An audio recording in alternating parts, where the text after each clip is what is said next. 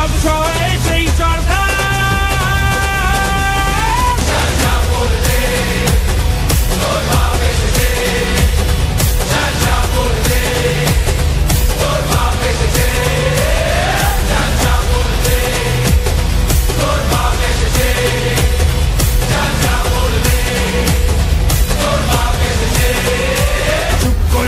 বলে কি ভাবেছিস, মায়া দয়া আছে বলে কি ভাবেছিস, রেগে গেলে কানে ফেলে দেবো তালা, ভুল করেও চ্যালেঞ্জ নিবি না সালা।